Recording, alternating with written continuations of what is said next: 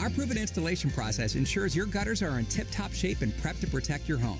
Step 1, we clean your gutters. Step 2, we realign and seal your gutters. Step 3, we install Leaf Filter, a permanent solution to end clogged gutters. Get your free estimate today.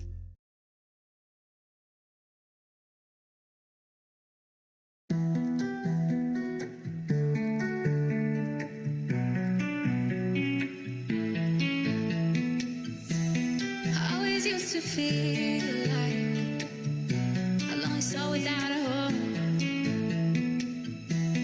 but now I've come to realize that I'm right where I belong, alone with you, alone with you, alone with you, alone with you, alone with you, alone with you, alone with you, alone with you.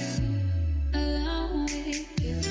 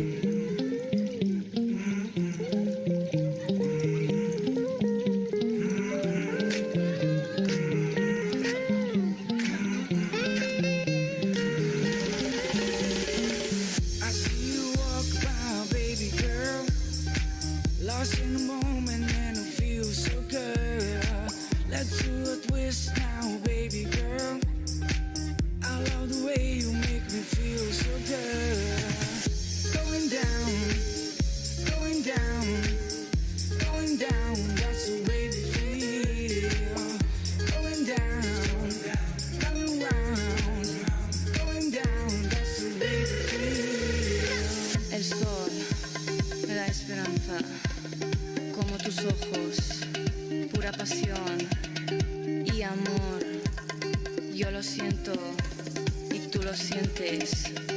Energía, baby.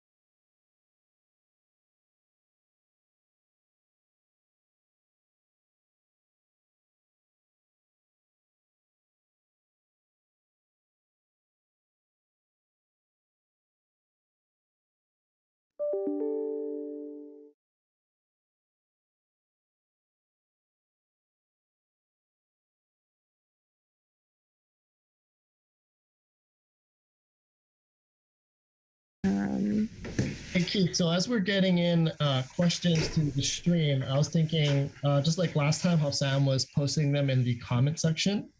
I was thinking, I was kind of thinking after last time, maybe it'd be good if you ask them if we do have any questions, so that it's kind of more you hosting the event, if that's okay with you. Oh, or we that's can even fine. go back and forth. So however you want to have it. I just want to be here more in like, a supportive role for you guys.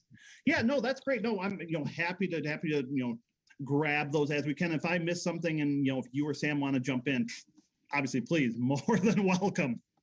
Sure. Good. No, that sounds good. Keith, who's going to be keeping an eye on the YouTube like live thing? Because I'm going to queue up Facebook on my other computer here so that I have that and I can keep an eye on the comments.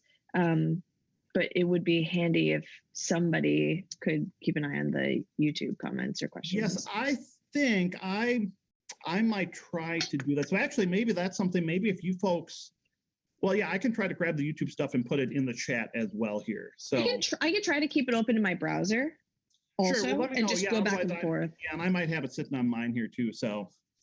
Okay, I'll just try to get situated.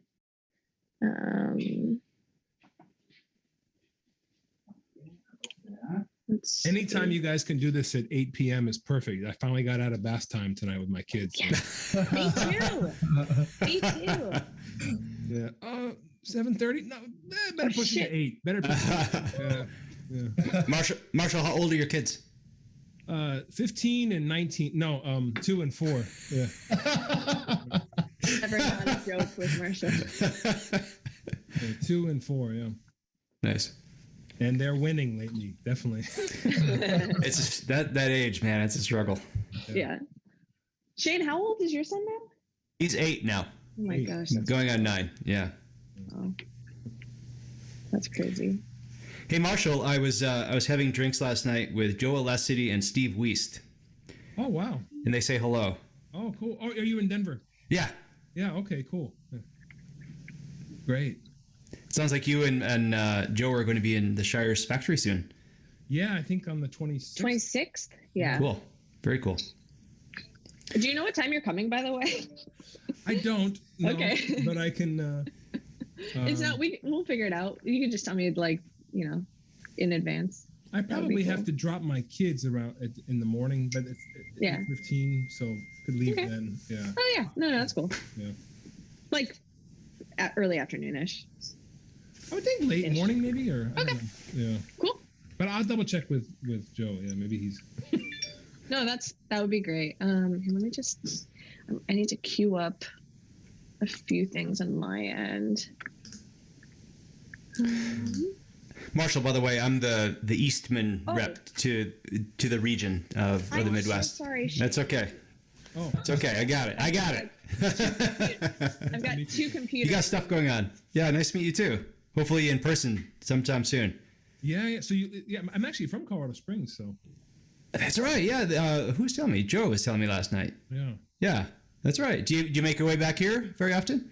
Not lately, but normally quite a bit. Yeah. I'm a big skier, so I usually. Let's go. Yeah, for sure. Yeah. Yeah. You went to UNC, right? Just for 1 year. Okay. Yeah. Cool. Yeah. When you make your way back here, let's grab a drink. It'd be cool. Sure, yeah. Yeah. Got it. Were you with Buddy at that time at UNC, or? It was, yeah. Back in 96, 97. No, 96, 97 school year. Yeah. Okay. Yeah. Yeah. That's always one of those odd things that amazed me. One of the best jazz programs in the country is hanging out in Colorado. I guess maybe there's more skiing junkies among the players than we want to admit. I don't know. Yeah. Joe Alessi skis. He told me. Yeah. I went one time with he and Warren Deck. That's fun. Fun. Yeah. We were trying to set up a golf date for Joe and Marshall for this time around coming out to the factory, but I think Marshall's got too much to do. No time for golf. Yeah, well, it's a bit of a safety issue for everybody else too. So. Freaking love it. You know what's amazing about Buddy Baker? I sent him a copy of my most recent album, and this is not the first time he's done this, but he has like his own note head, you know, and envelopes even. So he sent me this, you know, great, like, who does it anymore? He sent me this 3-page or a couple pages written note back, you know. That's sweet. It's so which is, you know, just in this day and age, people just send you a text, hey man, great, you know, or something, you know. But yeah. I did also just want to introduce myself here to Marshall. I am a big fan. I'm the trombone shop manager at Schmitt Music here, so I think I played at or not played, but saw you play at the Eau Claire event back in like 2013, 15, something like that. Right. And I just love your playing. So thanks for doing this for us. And that's Alex or Alexander? Alex. Yep. Okay, cool. Nice to meet you. Nice to meet you too. So just a couple housekeeping things really quick. It looks like we have 4 people in the waiting room, so I'm not sure if you guys invited some people, but if it's okay with you, I'll wait to admit them until we're closer. Yeah, we don't have any extra guests, you know, beyond all the participants, which we hopefully have a lot more queuing up. So yeah, perfect. And I will, as we get closer, I'll push to the Schmitt Music Trombone Shop Facebook page. Okay. And you guys will take care of pushing it to YouTube. Yep. When we switch over, I'll just my stream's actually already going. I just have to set it public, and we'll be ready to roll. And then I have the YouTube page and the Facebook page queued up on my other computer to check out for comments and questions. So I'll man that, Keith, so you don't have to worry about that. Okay, sweet. And then I'll turn my video and sound off. And Matt, if you want to do like a quick little thing again, and then just throw it immediately over to Keith and Alex to do the introductions, that would be great. Sure. I can also let the participants know to mute and turn their video off as well while they're, unless they have questions or anything like that, then they can come back. I mean, the people on the Zoom call? The people on the Zoom call itself, yeah. Most participants are not on Zoom, right? They'll probably be on Facebook or YouTube. Okay, yeah. It looks like there's 5 people in the waiting room right now, but it's kind of a cool thing though. Like, you know, those guys are the ones that pre-registered, so like having them here to meet Marshall would be awesome. Yeah, that's cool. Yeah. Other housekeeping things, Marshall. Any other questions on your end, or anything else you need to try for audio, or go to the bathroom or get a snack? Yeah, that's actually what I'm really doing. I said I was getting water, but no, I don't think so. I mean, I'm just gonna play and talk basically. Totally. We'll throw questions your way, and we'll talk about your model. And I'm not sure about the showmanship pedagogy. Yeah, I kind of lifted that from like a website review clinic thing that you gave somewhere, and was like trying to put something together. It's like, that sounds good. Okay. But like, I mean, you've been all over the world doing a huge variety of projects, and so like, I think even just talking about like, Keith, you tell us, but like as a musician, you have a really varied career and repertoire, and a lot of playing techniques, and like how you approach keeping your head on straight, that kind of thing would be really interesting. Yeah, sure. So. Yeah, I'd love to. If nobody else asks, I'd love to hear about how you put out an album literally in the middle of the pandemic, and how that came about. Oh, sure. Yeah. Here, let's see. So if you guys, do it. When he gets back, I will.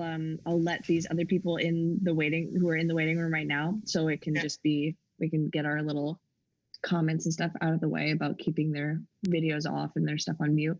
And for everybody else in here, probably best if you're not speaking to put yourself on mute and turn your video off. And because I usually like pin the person who's speaking's audio and video. And if I'm not doing that and it's like showing everybody, then just be aware you're on camera. Yeah. Awesome. Like, I'll be eating pasta, so I'm gonna turn my video off. Yeah, some pasta and some wine, maybe. Sounds good. Cider. But, cider, okay. Let's see. Okay. What was the pre-registration looking like, in kind of attention to this before tonight, Keith? I don't know about the pre-registration on the Shires side. I know we were getting a lot of interest, a lot of questions, especially when we were able to put up that, hey, we're going to be live streaming on YouTube. We got some awesome there, so great. That's great, Keith. You've got such a great following on your Trombone Shop YouTube page, or what do you call it? Channel? Channel, I guess. Channel, yeah. That's awesome, Keith. Not a good one to speak, but so yeah, hopefully we'll get some turnout there. So yeah, Sam, you let me know whenever we're ready to push to. Sure. Facebook. I'll turn on the YouTube as well. Okay, I'm going to let people in for who are in the Zoom waiting room right now, and then I'll let you know before we go.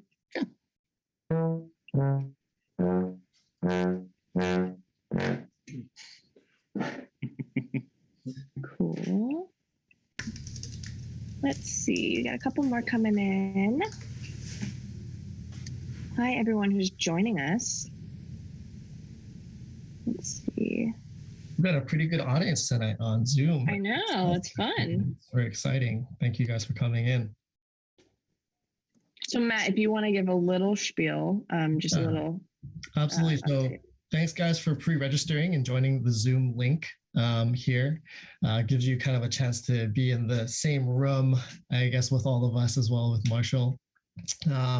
When we go live in a minute about here, so we'd just like to ask if you could mute your video or mute your sound and turn your video off while Marshall is presenting. And then we will, at the end, we'll have time for some questions, and you guys more than are welcome to have first dibs on that. We can turn our videos on and the sound on as well and ask the questions towards the end of the session, if that's okay with everybody. Great. Let's see. So I'm going to be pushing this to Facebook Live in just a minute, Keith. Okay. Just queuing this up so it goes to the right channel, to the Trombone Shop, making sure there's no spelling mistakes. Let's see. Okay, so I'm going to throw it to live right now. Okay. And we'll get started. I'm sure we'll get notifications that we're going live. Let's see.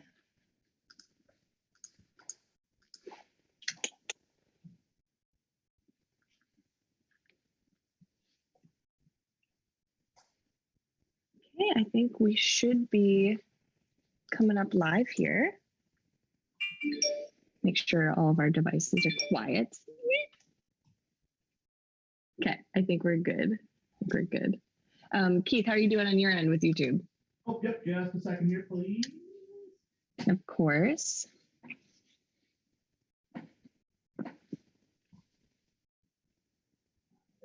Perfect. Cool. We should be live. Awesome. Okay. Well, without further ado, why don't we kick off our session for this evening? All right, guys. Thank you so much for joining us. We're back at it again with the final installment here with this great collaboration with the Schmitt Music Store and Keith Hilson and the Schmitt Trombone Music Shop. We're incredibly excited to be hosting these, and thank you if you've been tuning in for the last 3 weeks. If you haven't done so yet, please head over to seshires.com/Schmitt to register for some, not only for this event, but also to get entered to win some amazing swag. We are actually giving away a grand prize of an SE Shires Marcus Bona case. So we want to make sure that you get your name in that pool as well. We're very, very excited to have here Marshall, Gilkes, and Keith Hilson with the Schmitt Music Trombone Shop. And with that, Keith, please take it away. Yes. Good evening, everybody. Thank you very much for the introduction, Matt. And thank you very much, Matt and Sam and Shane Duell and everybody at SE Shires and in Eastman for helping us to host this whole series of Zoom clinics, masterclasses. We've had a couple of great events, and we're going to have an awesome one tonight here. So again, my name is Keith Hilson. I am the Director of Brass Sales at Schmitt Music, and I have with us my colleague. I'm Alex with the Trombone Shop, and I'm also excited to be here at the final grouping of our events here. I think they've been going really well, and we're expecting this one to go well with Marshall as well, obviously. So it's going to be a fun time. Got it. So I could give a big, long introduction about, Marshall. You can look up a lot of this info. Very long, story history, not to make him seem too old, but, just unbelievable accomplishments. Somebody who studied with a whole wide range of players, including Joe Leslie, Conrad Herwig, Buddy Baker, Ed Neumeister, Wycliffe Gordon, has had an incredibly varied career as a trombonist and composer, whether he's working with the Maria Schneider Orchestra, the WDR Big Band, doing a ton of playing with jazz, Latin greats, doing, international tours, doing, and producing, recording, writing his own Grammy-nominated compositions, an unbelievable, discography with all of this here, and somebody who's continuing to stay really, really busy in New York now on the faculty at the Manhattan School of Music, New England Conservatory, and of course, an SE Shires. So without further ado, I'd like to introduce Marshall Gilkes. And Keith, just really quick before you do that, sorry, Marshall, I just want to make sure that your YouTube stream is working, because right now it kind of looks like we're seeing your studio screen. Oh, okay. I will check on that. Thank you. Yeah, no problem.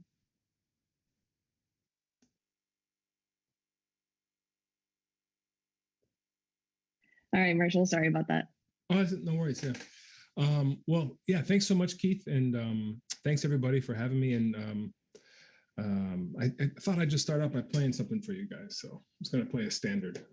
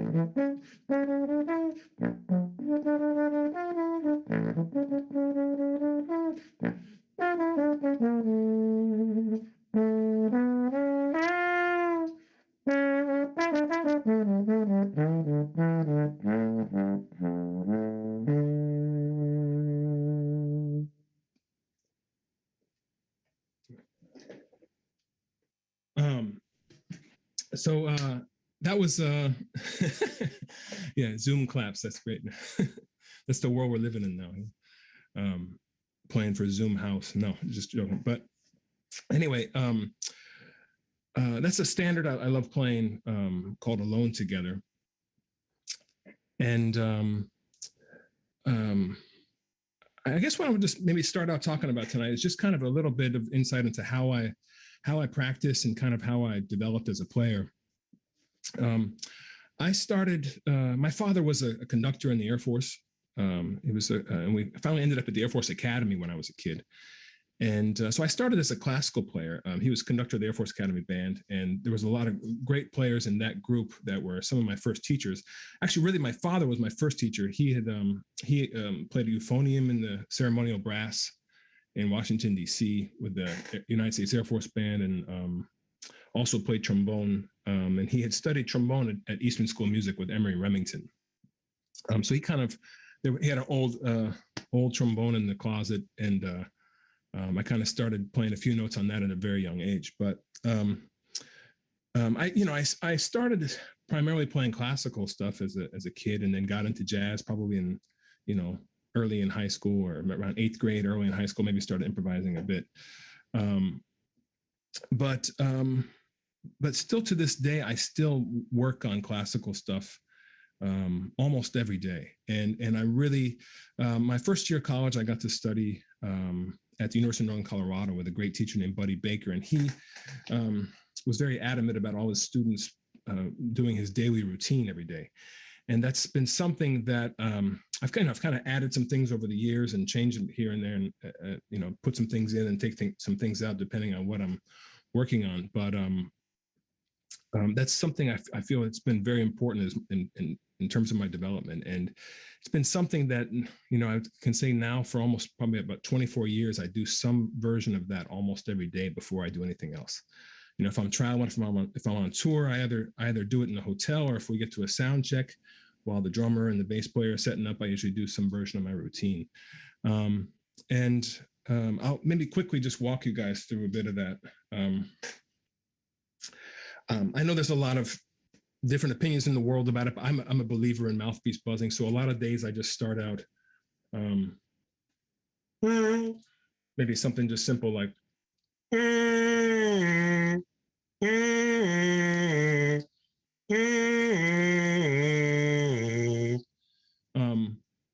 if I have a bit more time, sometimes I just kind of start improvising.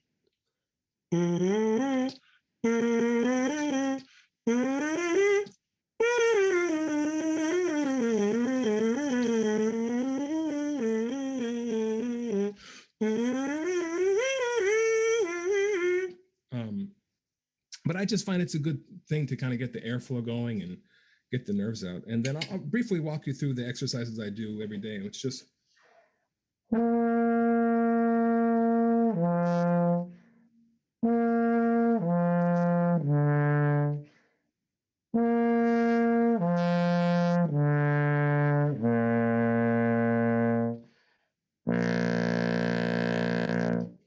that's the very first thing I play on the horn every day. And that's just kind of trying to get the nerves out.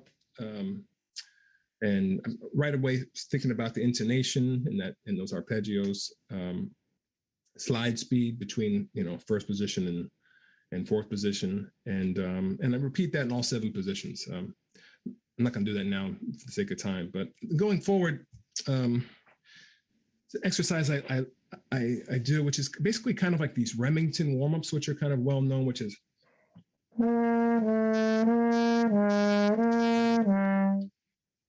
years ago, my actually high school roommate, a guy named Andy, great trombone player named Andy Hunter, he kind of gave me the idea to start playing them from 7th position.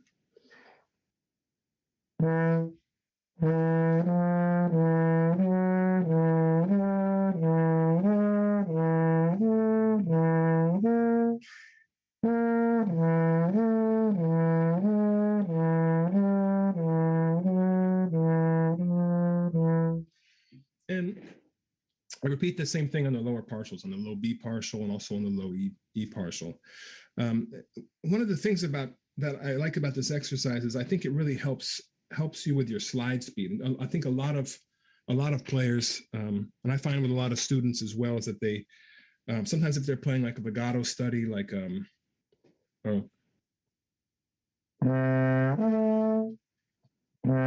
Bordoni to go. Because the slide's behind, and by practicing those motions like from 7th position every day, I think you really get your kind of coordinate your elbow speed with the slide positions.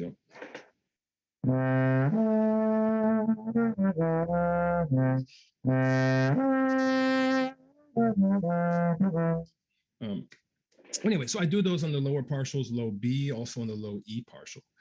And then I like to go back and I kind of have like a single tongue exercise that I do, which is I just go back starting on E and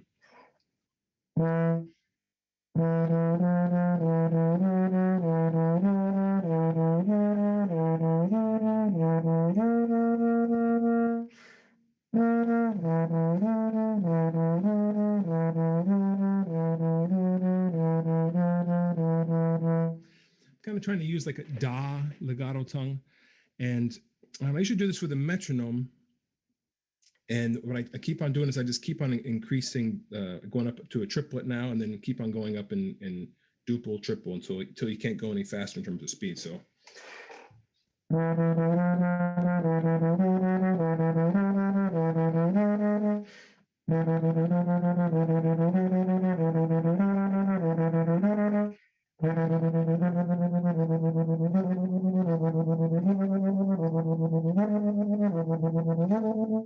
And so forth. Sometimes at the end I'll do some kind of multiple tongue, usually usually kind of like a doodle tongue. And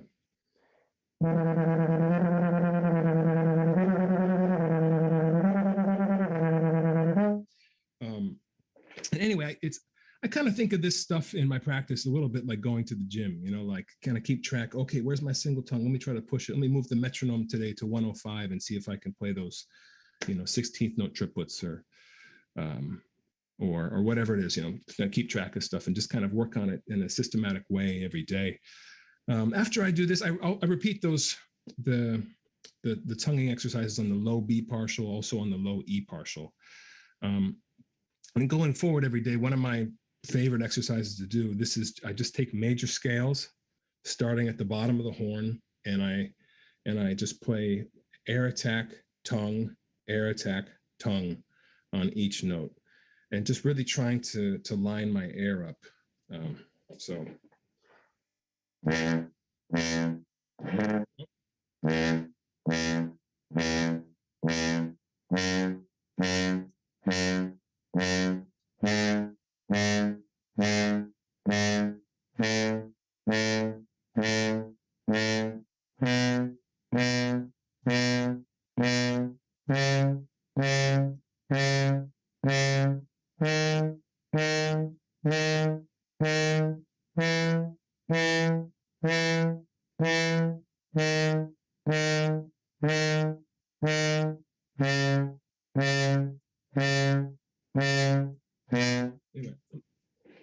I repeat that in all 7 positions. I'm not going to go through it all now, but sometimes I really try to like close my eyes and pretend like I'm, standing on a stage like Carnegie Hall or something like that, and just trying to fill up the whole hall with sound.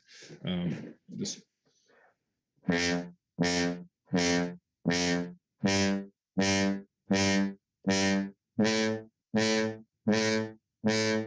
Just trying to see how much air I can get in the horn.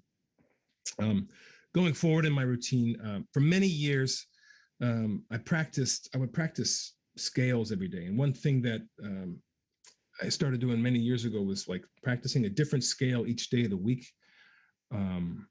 just to kind of familiarize yourself with the scales and arpeggios.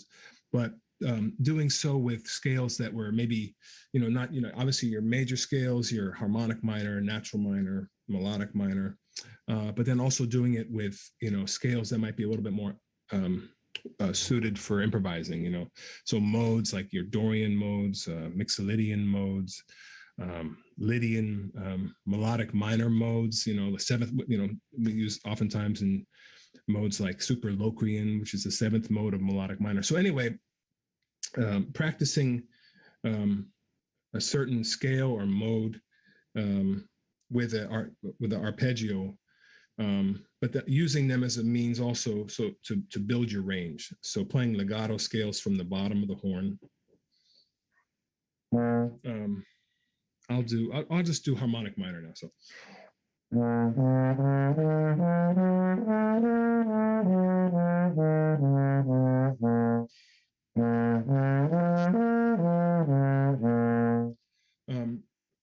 So doing this going up in half steps and it's basically going until you can't go any further. And I guess one of the concepts that I kind of started really using with this is to try to teach myself how to relax in the upper register. A lot of players kind of when they get to the upper register, you kind of start to see this. Right? They start to tighten up and their eyes kind of, and then start to kind of miss things. And that's where I think you really have to teach your body to do the opposite of what you want to do. And what we mentally think. We think of the upper register being hard, so we tense up to do it. But what you really have to do is think the opposite way. And one of the things that really helped me do that is to kind of think downward when I'm playing in the upper register, rather than I'm not thinking, but sit on top of the note. So I'll go to D.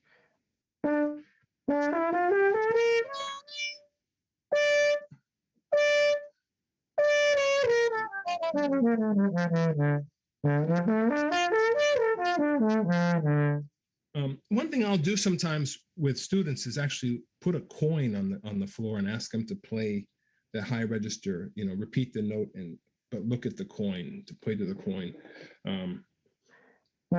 This is actually kind of basically was an idea that I got from when I studied with Joe Alessi. He talked about this, like playing down to notes primarily, I think, like working on excerpts,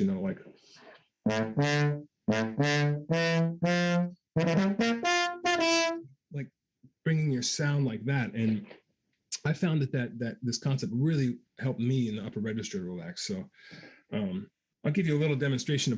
For many years, this is what I used to do, working on my range in my apartment. I remember being in my kitchen in Brooklyn, which was also the living room, and just trying to teach myself how to relax in that register. So.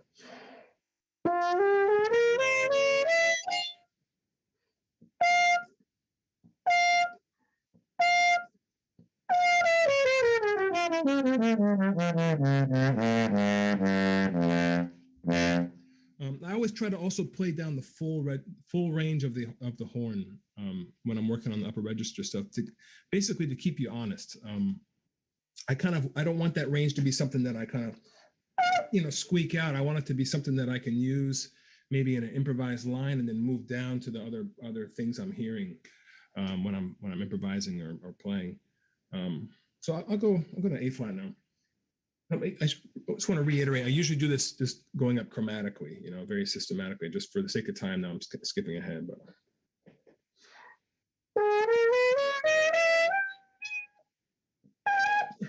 see, I'm kind of tensing up. So I always found that for upper register stuff, I tend to carry a lot of tension here. So I would kind of try to keep that A flat in my ear, stretch a little bit, and keep that there, and then try to come back in and really sit on top of it. Approach it from above,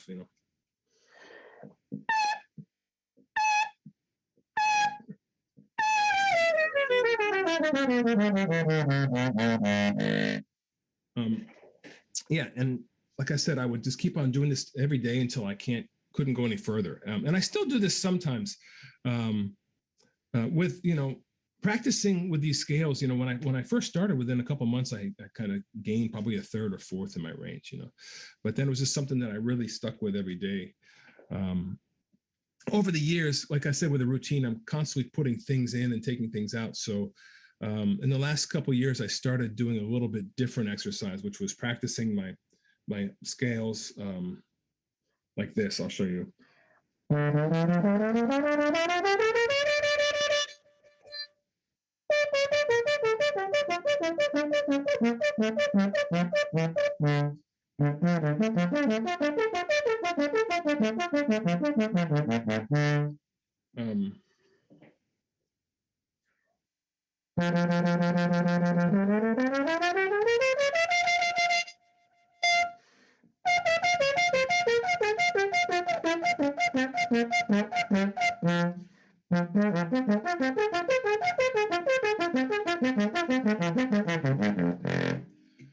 And the idea and concept with that is that, like I said before, we always have this way of practicing where we're always going up to the high register, practicing from low to high.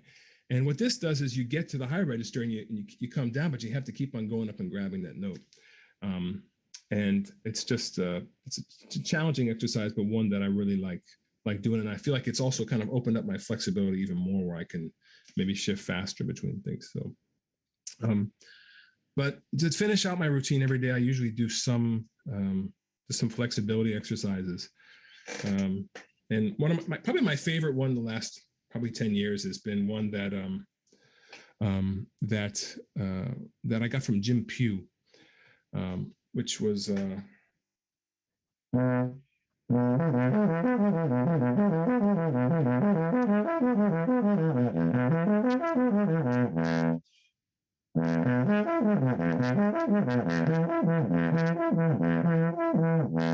so you probably recognize the beginning as a standard flexibility thing, but then he started to he kind of adds the end of the first Bach cello suite at the end, which I like a lot. But I do that, and some other ones I like, the Marsteller ones.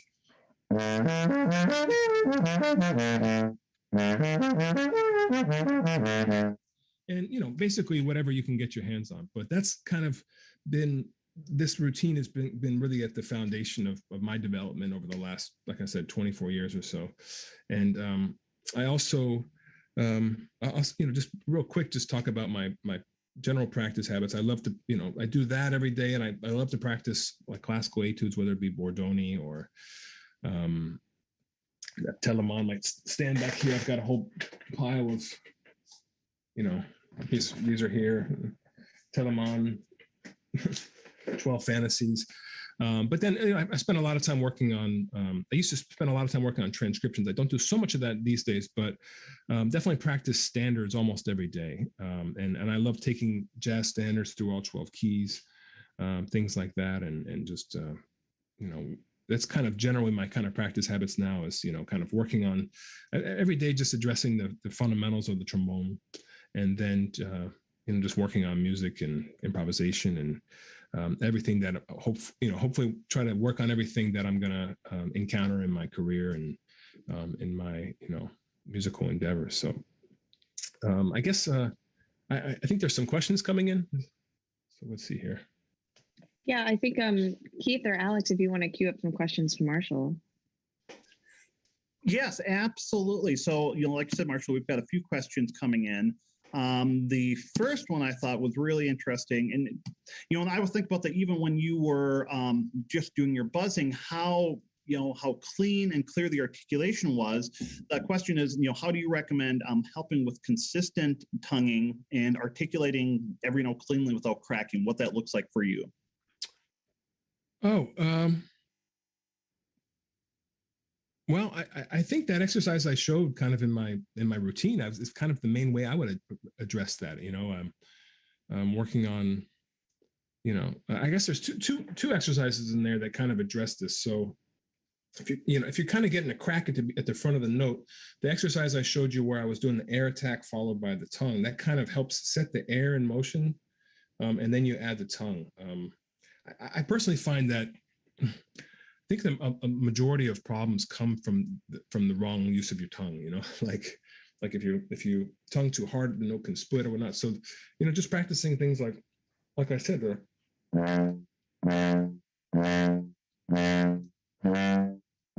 somebody going like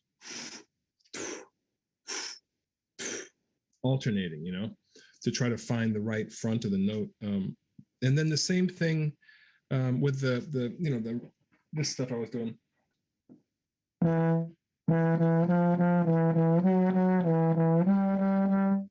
Just kind of working on things like that every day. A lot of like just air attacking things can help with that a lot too. If you're trying to play a legato study and like your tongue is, if you're finding that problem, then then just play the etude without the tongue at all.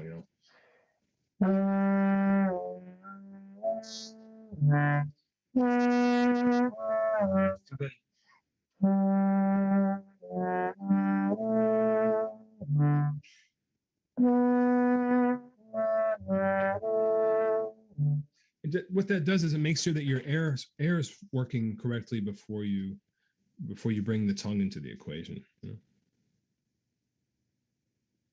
And I think since you were talking about articulation, we had a question asking about developing doodle tongue technique. Okay, that's a good question.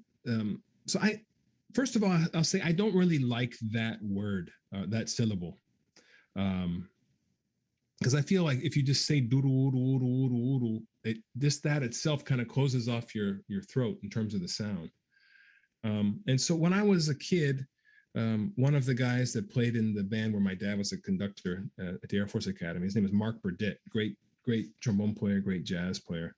And he started me, and the syllable that he said was duddle, luddle, luddle, luddle, luddle, luddle, luddle, luddle, la, like a puddle of water, but with a D at the front. So the very first thing he taught me was just go duddle, luddle, la, duddle, luddle, la, duddle, luddle, luddle, luddle, luddle, luddle, la. And I would just kind of first practice just trying to say that because it's a bit of a tongue twister, but then just trying to put on the horn. So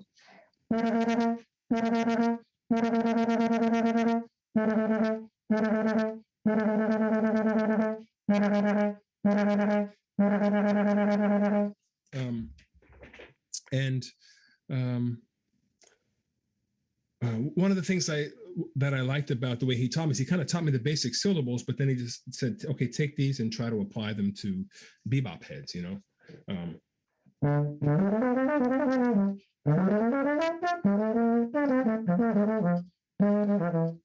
And just to use them, but also use your ears to kind of try to find the right articulation for it. And so what I found is that over the years, what actually kind of happened, I think what the syllable that I really use now, I think I say like dutter, dutter, dutter, dutter, dutter, dutter, dutter, dutter, da, dutter, almost like butter, but with a D at the front, dutter, dutter, da, and a little bit of a New York accent at the end. So like dutter, dutter, da, dutter, dutter, da, dutter, dutter, dutter, dutter, dutter, dutter, dutter, dutter, dutter, dutter, da.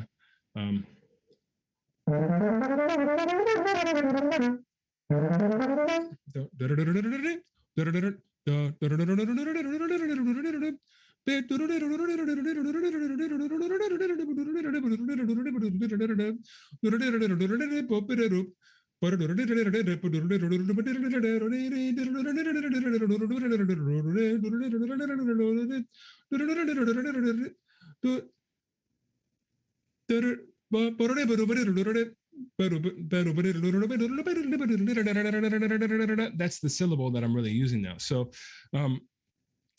that said, also what I found through my travels and especially teaching in other countries and people with different linguistic backgrounds is that it really, I think, and it's not just different linguistic backgrounds, just different, you know, just different people at different syllables works, you know. So I encourage people to try, you know, daddle, dawdle, you know, try doodle. Maybe that works for you.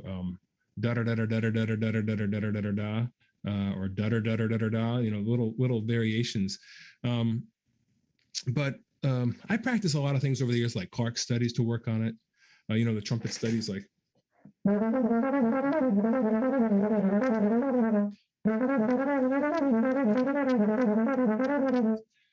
Things like that, various Arbin scales.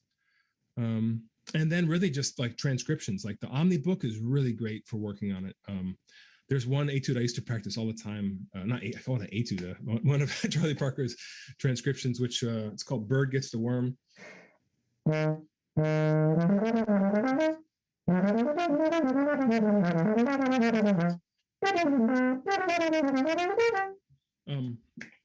But you know, you can also just take the Arbin's book, like Double Tongue Studies, and try to work out these syllables with that. But it's you know, I will say, if you want to learn it, I think you really have to stick with it. And I would say it took a year and a half before I think I could really start, before it just kind of naturally started coming out in my playing, you know. Very cool. Well, we've got more questions rolling in. You know, one of the things that I've heard a lot of people comment on is obviously, of course, your control through the registries. You talked about a lot of that, but we had a question specifically about if there's any jaw movement involved. If you're thinking about how the jaw is related to changing, you know, between the registers, for example. Oh, well, I don't really think about it too much, but my jaw definitely moves when I play. I don't really subscribe to the idea that you just sit, you know, that you shouldn't move at all when you play. I can't really get the sound out of the horn. And my favorite, especially my favorite classical players, if I think about, if I were to watch their face, you know, you can see the movement. But you know, I can't play, for instance, I can't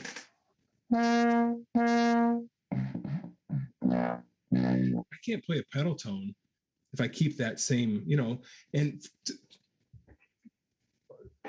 also, you know, I think it's kind of science, you know, like that note, the aperture has to open for a pedal tone to ring. And so for your aperture to open, at least for me, my jaw has to open, you know? So I'll show you, this is kind of where my jaw is throughout the register. So.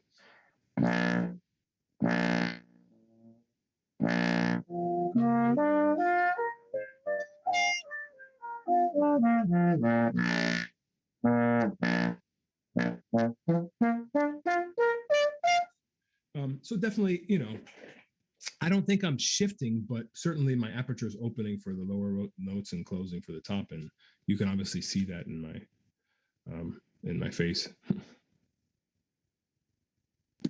Good. I think Alex, I think you had a question for Marshall, correct? Yeah, I did.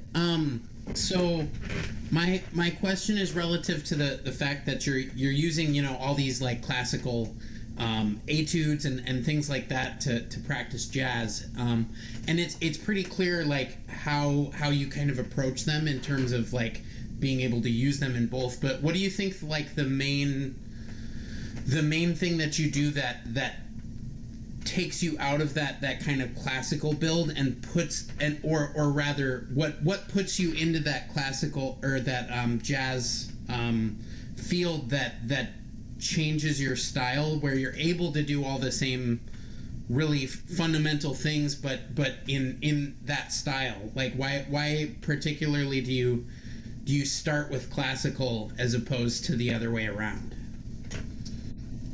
Well, I don't really think of it that way, and I don't really think that I'm not really practicing classical to play classical and jazz. I shouldn't say that. Yeah. Maybe I should have said before that the routine I practice is to be is to try to be the best trombone player I can be. I'm not really doing. It's not that I'm not thinking of it as starting as I'm just doing those things that to work on those fundamentals of the trombone that I think I might encounter in whatever music I have to play. You know, like a couple weeks ago I was doing a pop recording session. You know, and there's no improvisation in that or whatever, but it's just about being able to hit the parts over and over again. You know, and in terms of some of the stuff like working on etudes is just to like, especially like Bordoni etudes. I love to practice them where they're written and then down an octave and in tenor clef every day. Especially if I'm preparing for a big jazz gig or like last summer I recorded a new record. It was a trio record, which is, that's, if you're going to play an chordless trio, the horn's going to be on your face a lot, so it takes a lot of endurance. So I work on those etudes a lot just for endurance. Not that I can't get some endurance from just improvising as well, but if you're playing book 2 Bordoni etudes in tenor clef, I mean, you're up on high Fs all the time, and to try to play those in consistent without cracking things, you're kind of going to build a lot of endurance through that. And so I practice them to make my improvisation easier. If that makes any sense. And I would also say, I think when I work on improvisation, I also kind of bring somewhat of the classical mindset to working on my improvisation, right? So I don't just sit down and like jam, like oftentimes I'll put on a metronome here. Like I'll put on a metronome and play Cherokee. So that's I'll put that 2 and 4. So 1, 2, 1.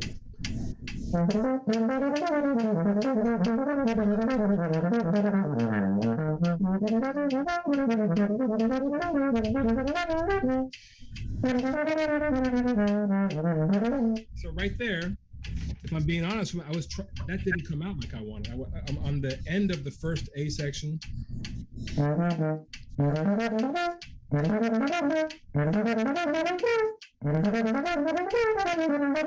That's what I was trying to do. So I'll stop the same way if you were practicing, some crazy classical etude. You'd stop and slow it down and work. And I approach working on improvisation the same way, so that hopefully the next time that an idea like that comes out, it comes out clean. Yeah. And then at the end, I really, if I'm, working on something, a tune, I make sure at the end that I just play for a while, because you don't want to get in the habit of improvising and constantly stopping and going, oh, I should have played that cleaner if you're in front of an audience, or not. So cool. Thanks. That makes a lot of sense. I appreciate it. Sure. Yeah.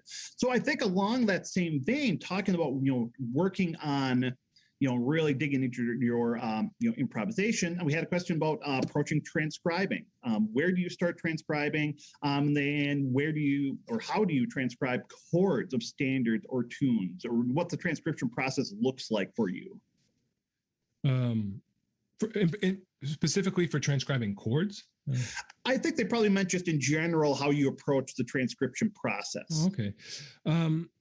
So the majority of the transcribing I did when I was younger. I don't do a ton of it now. There's definitely a lot of things I would love to transcribe now. Sometimes it's a matter of just having time. But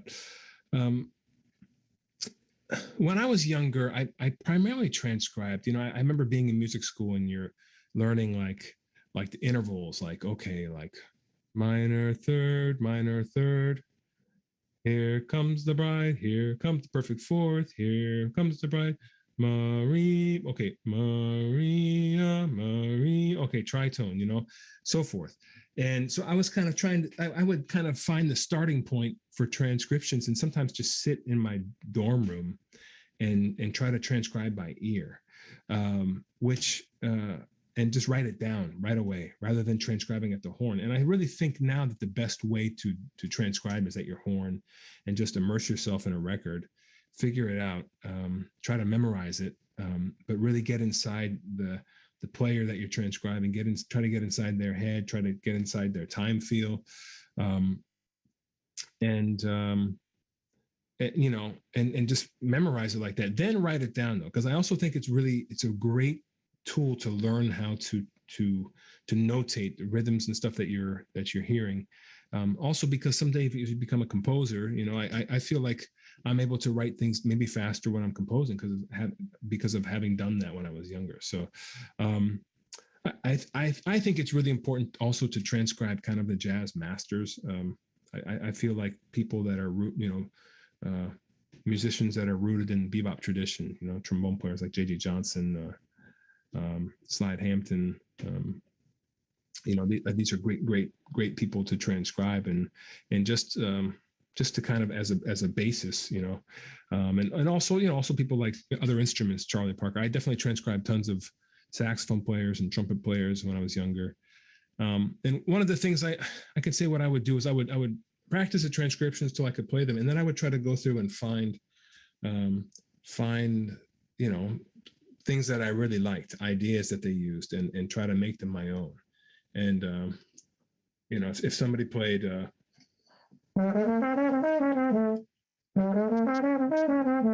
oh, I like that. Okay, what I would do is take that idea and then take it around the cycle of force.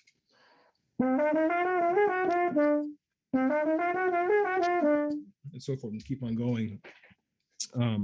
And with the idea that hopefully I can really internalize that sound and the maybe the whatever harmonic ideas that they're using in improvisation. So that's basically my thoughts on improvisation or on transcribing. Yeah. So down a little bit later on, I'd love to ask you a little bit about kind of what you've been up to this year. But one of the things you have been doing, of course, you've been doing some, at least some YouTube social media present videos, doing some projects with that. And one of the questions we had about was the use of multiphonics. If you have any tips on multiphonics, how you approach that. I will say I don't consider myself an expert on multiphonics whatsoever. I don't really primarily use it now if it's written in some pieces that I'm playing or something like that. So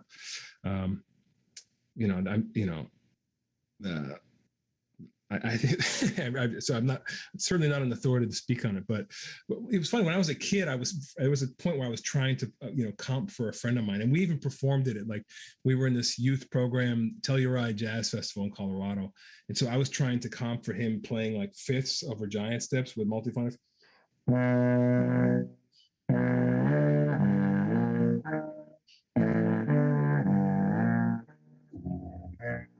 But those aren't really in tune. But the only thing I can really say is I always felt like to get the top, to get them to ring in tune, I almost feel like you kind of have to play the lower note. You can't play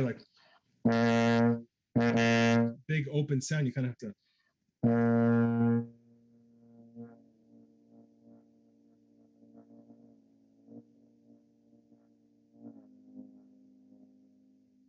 So I'm playing with a tone on the lower note that I wouldn't normally play with.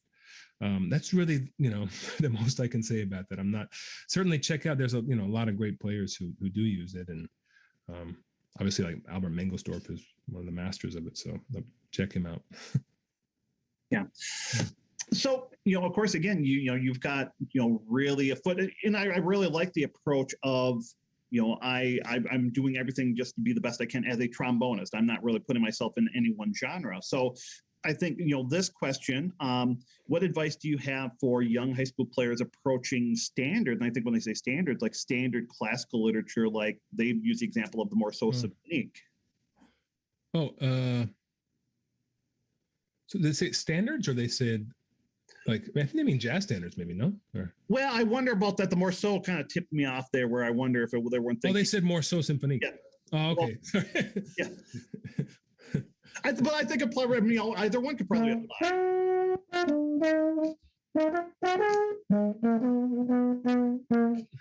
No. Wow.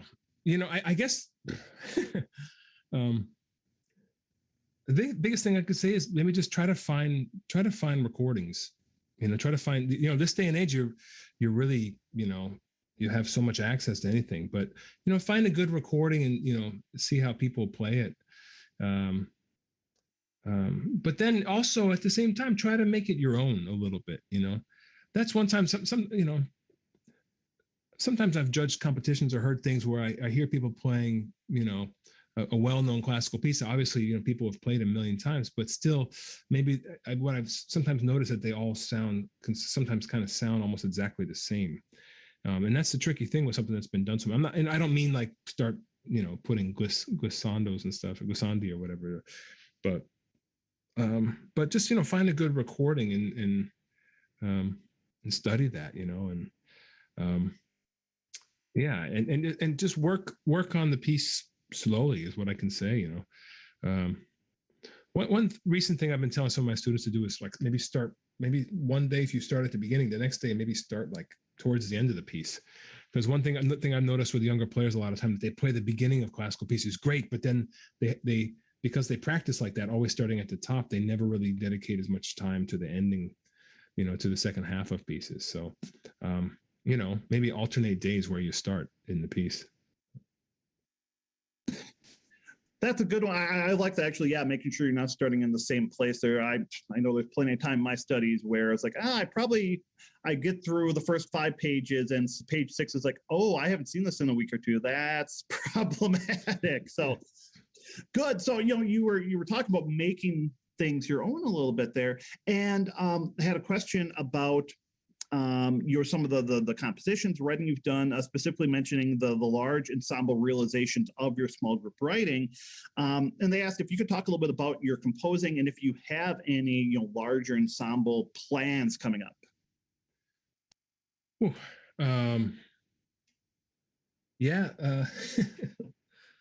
Composing. That's a whole nother whole other class. But I love to write. I love to compose. And I primarily, except for kind of more trombonistic things that I've put out on records and whatnot, I mostly write at the piano. And I really, I kind of just sit down and explore, really. I'll turn this up just a little bit, make sure you guys can hear me, but maybe try to find the melody.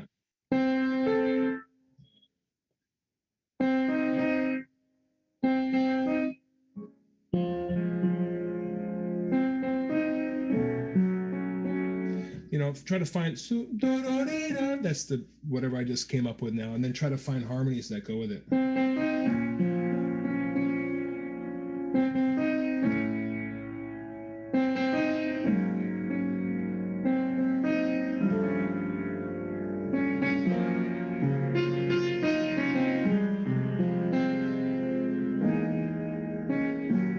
And basically kind of sit down at the piano and improvise until I find things that I like, just to speak about really quickly, I kind of have what I was just doing there with that little melody was kind of exploring, like going down in half steps. And that's something I guess I used to do a lot and will do at times now if I, to kind of get myself unstuck when I'm looking for stuff. So one exercise I give to to anybody who's working on composition with me, composition students, is I'll show them this, like taking first 2 notes of Twinkle Twinkle Little Star. So and just go down in half steps, but keep on changing the quality. So try to search for every possible harmonic possibility that you can use with that. So if you want to scare your kids, you can use that one.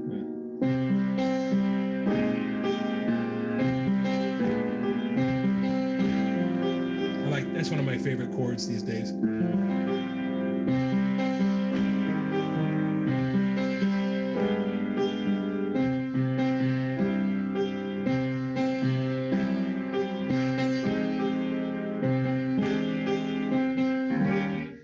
Anyway, but that's more or less kind of what I mostly do, is sit down at the piano and kind of search. And I think anybody who wants to get into composition or improvisation, I think the piano is really your best friend for that. I really encourage you, and just start with basic 2-5-1s. Like.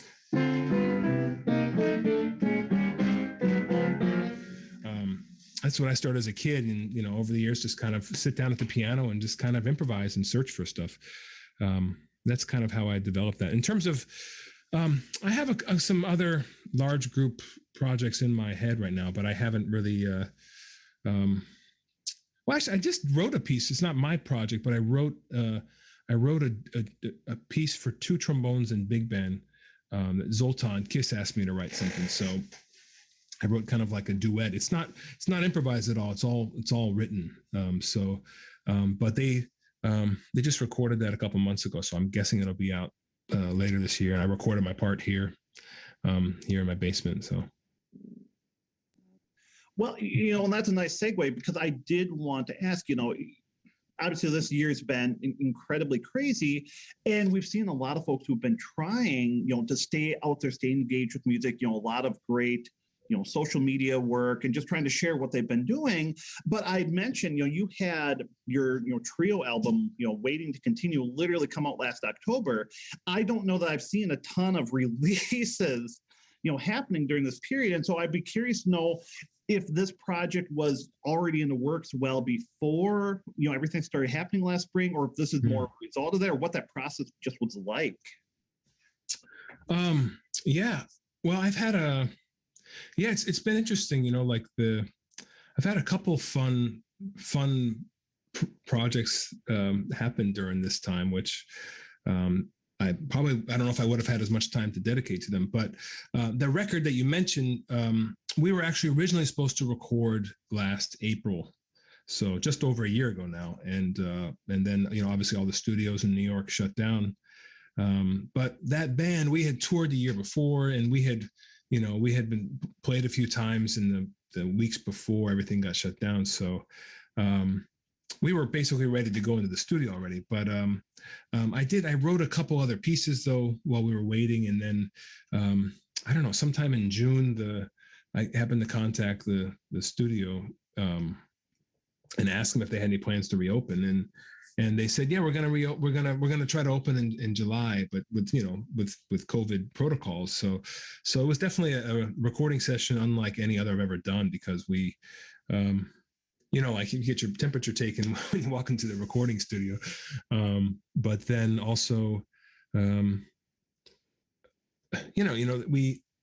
kind of said, oh, no clients in the control room longer than 10 minutes. So they set monitors up in the main room, and the 3 of us would sit there and listen back. I also didn't bring a photographer or video crew at all. What we did is I just had everybody, I brought like my iPad and phones and some tripods, and everybody before we did takes would just press record and then pieced them together afterwards. So, and also, didn't really, I think we weren't really supposed to order from restaurants and whatnot. So every morning I was getting up and making sandwiches and stuff, which is, usually in New York, when you're doing a recording session, the studio is just like, okay, hey, let's order food, everybody. What are you going to order? And usually the recording assistant usually comes out, takes everybody's orders or whatever, and you just do it that way. But I was like, going to, the grocery store and buying a bunch of snacks for guys and showing up with like grab bags of treats for the 3 other guys in the band. But it was a really amazing experience, because I was nervous going in, because I hadn't played with humans in months, and You know, just not kind of not knowing what it's going to feel like when you start playing. And it was really, I honestly say, from like the first note, you know, I almost used the very first take, but we happened to do 2 takes of that and ended up using the second one, but could have used the first take. It just felt so great right off the bat playing with everybody. So it was, yeah, it was, so that's how that happened. It was, it wasn't, it was, you know, it was planned to have happened and then obviously got canceled. So, yeah. But I will say, you know, yeah, some other projects, definitely, some, you know, some writing things I've been doing during this time. And then one of the biggest thing I think is getting to work with Shires on this incredible horn. Yeah, I couldn't be happier about it. I mean, it's I was thinking about it, like, I have some gigantic trombone boxes all over my garage and here, but it's like really to work on a horn and develop it during a pandemic, you know, so probably people were asking, I got to take a picture of all the boxes I have, but, you know, this horn is, you know, it's really just, it's for me, it's awesome. It just kind of has everything that I want in a horn, and getting to work on that with, I couldn't be more blown away with the craftsmanship and just the people at, you know, all the workers and everybody at SC Shires. So I can show you, is this a good time to show everybody a little bit there? So this has so it's a 500 bore horn, and it's, I have to say, I never thought I would be into playing a detachable bell horn. And then right before the pandemic started, I was up at their factory, and they had just made a small bore horn that was cut. And so they said, try this. And I tried it, and I couldn't believe it. It did the opposite of what I always thought would happen. For some reason, I always had in my mind that when they cut a bell, it would kind of compress the sound or deaden things. And this, it's the total opposite for me. It just, everything goes out there, you know? So that's, you know, and it also is a bonus. It makes travel, you know, as much as I travel, it makes it a little easier. But yeah, it's, you know, comes off like that, which I'm sure a lot of people have seen.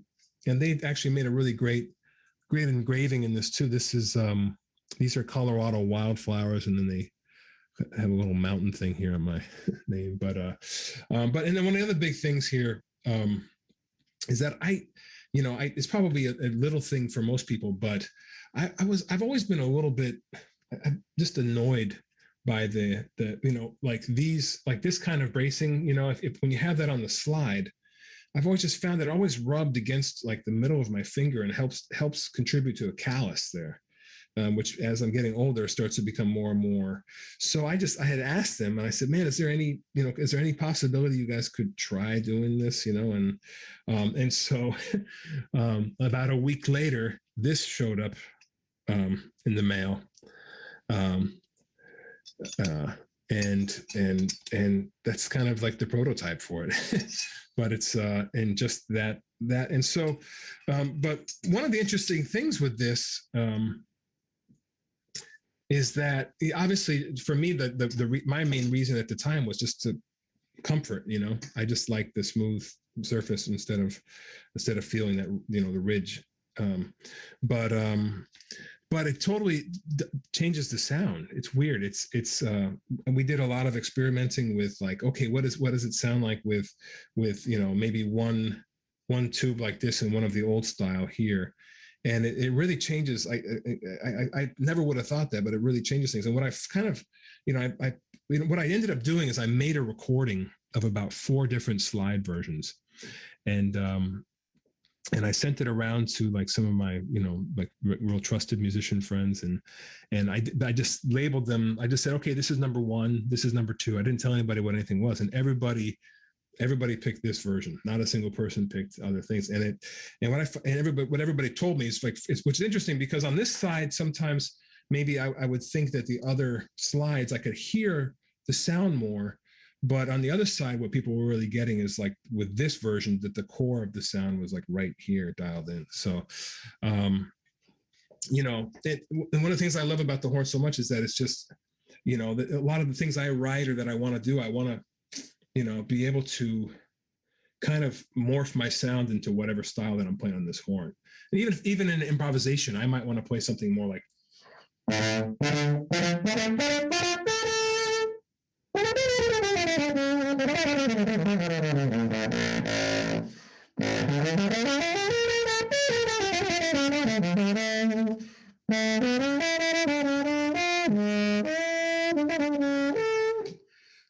And it's just like this, the low end is super it's super open, like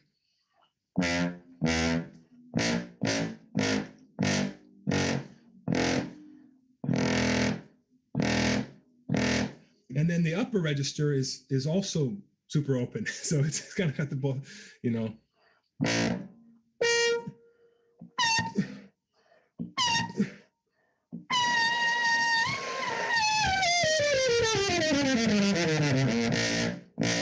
And it's just really just a very free blowing horn and really easy to play. And I just I've done a few recordings on it for people already, and I just like where the sound just kind of really, I feel like the core of the sound is really exactly like I want it, and just yeah. So that's been a really, you know, really exciting thing to have, that I got to have the time to work on, and yeah. So that's one of the yeah. Well, speaking for trombone players, we're glad you had the time to spend with it, because I've said it. I think it's one of the, if not the most unique small bore out there right now. There's something, the depth of sound, all the stuff you talked about, it gives it something completely different from really anything else out there. And you know, so much of that is just because of what you were attuned to, what you wanted out of it, and what you were looking for in it. So thank you. You may not, you helped build an awesome horn. So well, thanks. Shires are really the ones who put it together. So we have a couple other questions on here. Sure. Had somebody comment, it seems that modern jazz trombone players are taking the music and instrument in a new direction. Do you feel that jazz trombone playing is making an evolutionary leap? Ooh, well, I think that there's, I was to say, in terms of young players, if you go, some of the students I've had, like the last couple of years, I just think, whoa, somewhere around here, I have sometimes students who would come in with transcriptions that they transcribe, and I say, hey, give me that. I want to check that out, So what I'm seeing just in terms of the level of young students coming up, I mean, there's more and more great players coming up all the time, my approach to it, I definitely, like I mentioned earlier, I think it's important to check out people from the tradition, in terms of jazz. But that said, I've always, I never really, personally, my style, I never really want to like just emulate somebody exactly. Though I want to take what they did and then try to make it my own, and just like, sometimes. Sometimes it's a little hard, for jazz musicians to be careful. Like, sometimes you see like, orchestras, play this music from hundreds of years ago all the time. But, I think still though, like you kind of have to push things forward, and I think, for improvised music and for jazz musicians and jazz trombonists, certainly, I think that's exactly what's happening. People are they're taking the tradition, and trying to stay rooted in the tradition, then trying to push it forward. And yeah, so kind of rambling here. I don't know. I don't want to misspeak or something, but I mean, I think, people are, some of the young players I hear are just doing incredible things, and I think you're just going to keep on hearing more and more of that, just because there's so many great players out there now, and so many, yeah. So yeah, I think there's great things to come. Well, and that leads into a question I was curious about, because obviously, I mean, you have your fingers on the pulse of the scene. You're incredibly busy, but you are obviously doing a lot of teaching, with a lot of very, very high level students. You're getting to have these interactions.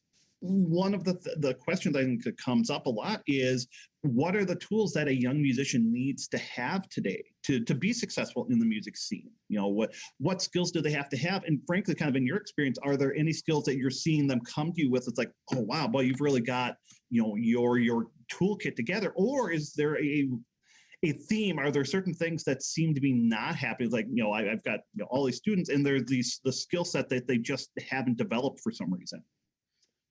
Well, I will say that is yeah, I'm hearing a lot of incredible improvisers. One of the things I sometimes I wonder if people probably the word might get out like, oh, if you go study with him, you're just going to practice fundamentals all the time. You're not going to work on improvisation, because that's really one of the things that I work on every lesson first and foremost with everybody is just work on, practice a lot of like Bordoni etudes and things like that, and just working on those fundamentals. And the reason I want people to do that is because, I feel lucky that I got to study with people like, like Buddy Baker. He's the one of the guys who really got me working on my fundamentals and dialing that stuff in. But had I not done that, and when I moved to New York, I made my living playing salsa gigs, that's how I paid my bills. And then from that, playing in horn sections on like wedding gigs or playing in Broadway, sometimes subbing on Broadway. Or I did a Broadway tour of a show many years ago. So things like that. But and also my dad always kind of would say, try to be as versatile as possible, as a musician. And now some students might say, well, man, I just want to play my own music and I just want to do that. And I'm like, well, that's great. If that's what you want to do, that's fine. But personally, not a single one of these experiences like that I mentioned, whether it be playing, learning Michael Jackson horn lines on a wedding gig, or playing in a pit orchestra or something like that, or playing Easter gigs. I don't think any of those things had a negative effect on my improvisation or my own voice. If anything, they enhanced it and introduced me to things that I didn't otherwise know. It's interesting. I'm really into Cuban music. And last year, I got to play in Havana right before the pandemic at the Havana Jazz Festival. But at nighttime, there's this band called Los Bon Bon, which is like it's kind of like almost like the National Orchestra of Cuba, And I got to see them live, and I'm like, man, I've been listening to these guys for 20 years, But that said, before I moved to New York, I didn't, before I moved to, I didn't know who they were when I was a kid or something like that. So, and that music still, I mean, I listen to almost every day, so I think that's one thing is section playing, it kind of depends on the school too, but I think it's important that programs really have like consistent big band practice and teach people the fundamentals of playing in a section, because, learning how to cut off on three, or how to play certain swells together, or articulate together. You can learn that in a big band, but you can apply those same skills to any of the other things I mentioned, playing in a horn section, getting called to do a recording session, So that's the one thing I would just stress with the young people, is just to keep that stuff up, because obviously, the work scene is changing too. This all the time, and the more versatile you're going to be, the more likely the phone's going to ring. If people even use the phone anymore, maybe the text icon or whatever. It's all Zoom, right? We're just zooming. Yeah, just zooming. Yeah. So I think leading into that versatility concept a little bit here, we had a question about what do you think the main differences are in the way that, quote unquote, jazz and classical players approach the horn, and what you think they can learn from each other. Like you said, I think, your approach is great in that I'm just a trombone player. I don't think everybody sees it that way. So I'd be curious to get your input. It's like, okay, I see this, this skill set over here that they're using, but they don't think about this concept like we would on the quote unquote commercial side or whatnot. Well, I think one of the main points that I've probably made in the past in maybe classes I've done is just, and this certainly isn't universally true for everybody on either side of the aisle, but I think in the classical world, somewhat we've become so. Everybody's just trying to play tuba mirum perfect, this exactly, and they practice it 100 times a day, and they're trying to play bolero exactly perfect, and so they work on that, and they can play, they can play these things perfect by like reading the notes on the page. But you ask them to go play Happy Birthday, and you hear, oh no, what is it? You know what I mean? And so I think that's one thing that maybe because of the way we've kind of, I don't know, developed in terms of trying to get ready for orchestral auditions and whatnot. I don't know if that's behind it, and it's certainly not universally true. So, but I find that a lot, and so I encourage people to take melodies and try to play them in different keys. Memorize one of the early Bordonis and try that, or just do it with a simple melody. Do it with Happy Birthday. Try playing Happy Birthday in B. Try playing it in C. And by ear though, and so because that's one of the things I'm constantly trying to do as an improviser is shorten or improve the bandwidth between my ear and my slide. The connection. More 5G, less 3G. But just a faster thought. Stream of consciousness kind of, between my ear and my slide. So, it's funny. I used to do it. I used to do it a lot with jazz tunes, but I used to do it sometimes traveling. If I just wanted to work on some classical stuff, and I didn't have my books with me, I used to take the David, the first page, and go up in half steps. So.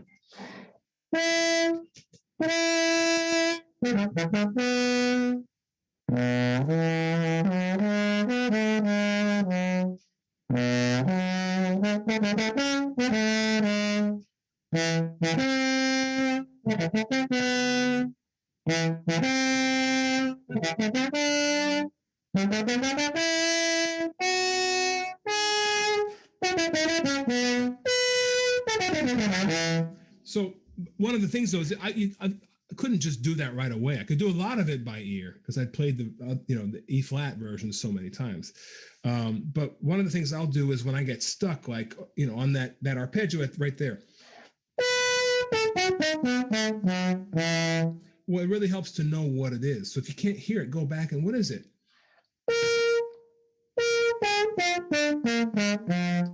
That's a dominant 7 chord of the key, right? And then resolves to the root right there. I think the same way if I get stuck, if I'm trying to play Donna Lee in different keys or things like that, like try to just go back to the original and figure it out. Like, oh, that's what it's, the 5th. Okay, now I can get it. And then over time, you don't think that way anymore. You just start to hear it. So do it with tuba mirum. Do it with take it down a half step, down a whole step. And just to make it feel more natural, but also to get to try to become just less of a thinking player and more of a intuitive player. That's kind of my thought. What the classical world could maybe take more from the jazz world or the improvising world.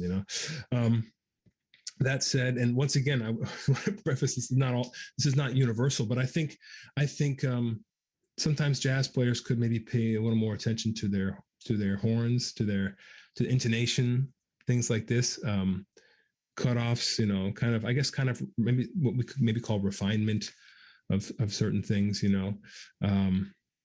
It's interesting. I recently did a thing with the brass band of Battle Creek, and I was getting to play with Tony Baker and Charlie Vernon in a section. And sometimes we're just playing things, and it's just like, oh man, the feeling of playing with those guys, and not to say that I don't get that playing in big bands either,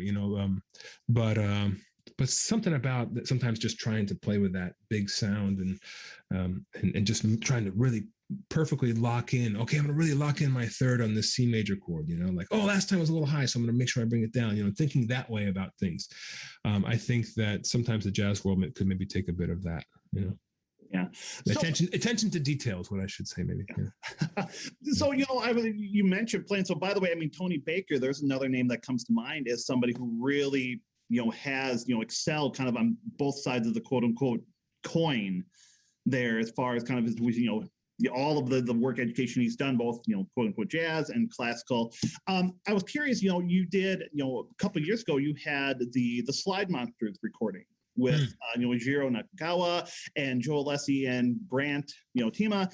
And I was curious, and you mentioned actually the brass band of Battle Creek. With that group, for example, do you stick with a small bore, or do you have like a preferred kind of large bore setup? Do you have like certain things you look for in a large bore if you're doing any large bore work?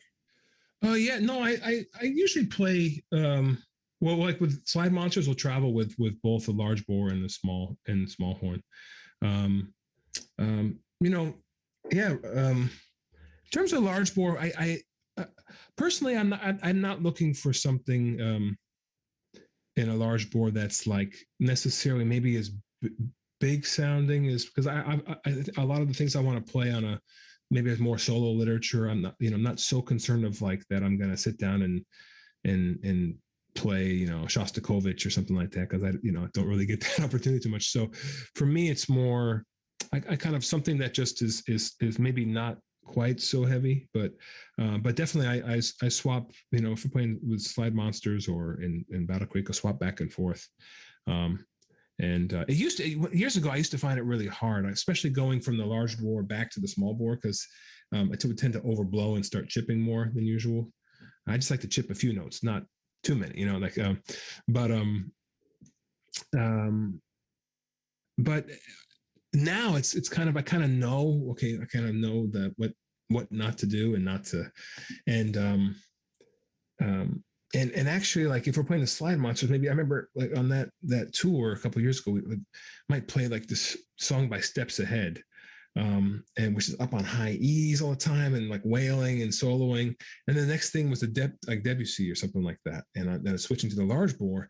But it actually, what it did on a gig though, because if you're playing trombone quartet every night for 10 days or 11 days on a tour, it's tough, but switching to the large bore kind of relaxed me a little bit.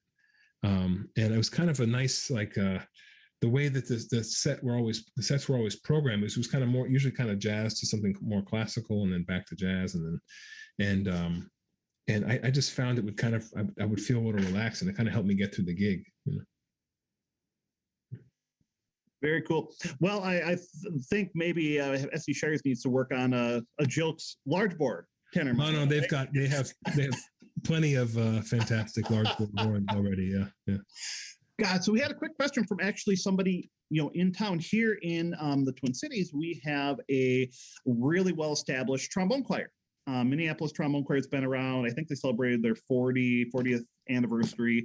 And one of the members asked about your arrangement of Morning Smiles, the octet arrangement. He was asking if you knew if that was the same one as the Hungarian Trombone Connection recorded, put out on YouTube. Oh yeah, that's the only, yeah. Yeah, that's that arrangement, yeah. It's interesting. I actually wrote that arrangement first before I wrote the big band chart. And the first time I played it was actually in at this convention or festival, Slide Factory. Do you know this one in the Netherlands? And I played it with the New Trombone Collective. Was the first time I played it. So, yeah, it's I've only gotten to play that a few times over the years, but it's hard to do it because usually when I've done it, I have to conduct and play, and it's a tricky that might be going back to your previous question, a good thing to talk about. Sometimes I think we can also, maybe the classical world could take a little bit more of rhythm in terms of staying on top of things like that. Oftentimes we want to be so musical, and I don't mean to move or whatever, but I don't know if you know what I mean, where sometimes like a piece like that is really has a lot of classical elements for trombone choir, but there's parts of it which that really have a groove to it that kind of has to stay in that groove. And so sometimes playing it live can be tricky if I'm conducting, because there's parts where I have to stop conducting and keep on improvising, but you can't start stamping your foot if it starts, you know what I mean? So it's a tricky thing. So it'd be good to do that again with with the conductor. I think with the Hungarian guys, it came out pretty good. Yeah. Good. Well, and that kind of leads to, you talked about what you had been doing, some recent performances. How are things looking coming up? I mean, are you seeing, I know we're starting to just talk about that here in Minnesota, starting to have a few things pop up here and there. How are things looking? Are you starting to have dates show up again? What's the future looking like at post-pandemic or whenever we get out of this? Well, I mean, I would say it's probably a little early to say still, So, yeah, it's interesting, about a month ago, or I don't know, a few weeks ago, even, I'm not even sure now, but I had like kind of back-to-back weeks where all of a sudden it was like, 1 week I I played at Smalls Jazz Club, although it was nobody there. It was the streaming gig, but still, it was, it was like, it was with a great drummer, Clarence Penn, with his band, with Mike Rodriguez and Matt Penman and Glenn Zaleski on piano. It's like, just like great musicians, and just to play in that level of band after all this time was like an amazing feeling. But that same week I had that and some other gig, I think, and then like a recording, and it was just kind of all lined up that week. There was also, that was the week that the big band in Hungary was recording this chart I wrote. So one day I was like sitting at my computer, and they're sending me a live stream from the studio in Hungary. And I'm like, I have even a talkback button on my computer. Like I can say, oh, hey guys, let's, check out the intonation there, or, like as if you're right there. It's amazing, so, and then the following week getting to go like playing Battle Creek or something like that. I think that was directly the following week. So it was like these 2 weeks of all back. Okay, I'm back, baby, so,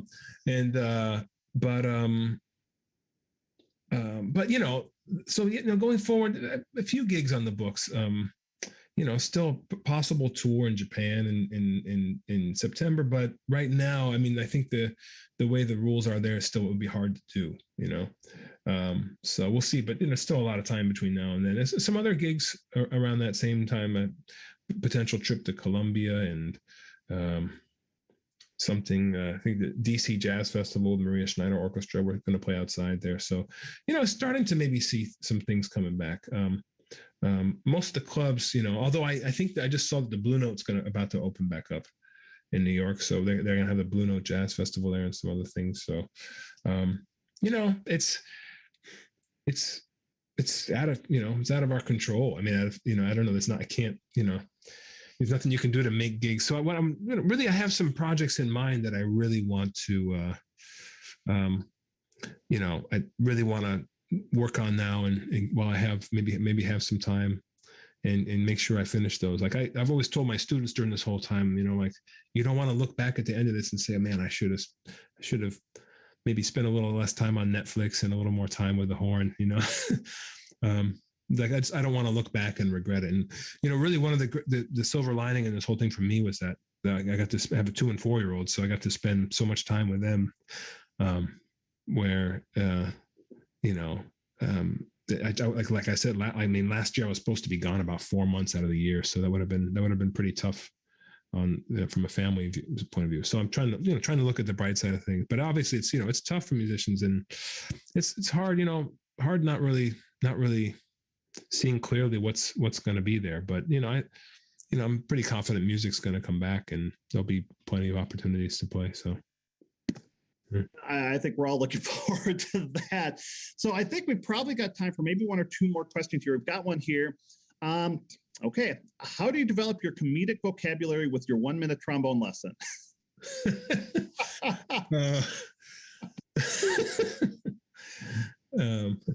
Don't hire Elon Musk. No, I was kidding. No, sorry. Bad joke. Wow.